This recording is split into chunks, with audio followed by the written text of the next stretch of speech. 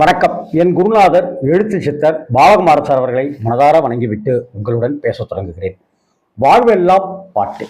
இந்த வாழ்வெல்லாம் பாட்டில் ஒரு 80களில் வந்த ஒரு படம், 1981 நினைக்கிறேன். அந்த படம் அற்புதமான கதைக்களம் கொண்டது. மீனவ வாழ்க்கை, அதை ஒட்டிய ஒரு கிராமம், சிவகுமார், ராதா, ரவிசங்கர், அந்த ரவிக்குமார் அவர்கள்லாம் நடிப்பில் வந்த அந்த படம் ஒரு தாக்கத்தை ஏற்படுத்துச்சு. ஆனால் அந்த படம் பெரிய அளவில் ஓடலை. பரணி அவர் தான் இயக்கத்தில் அந்த படம், பரணி டைரக்ஷனில் வந்தது.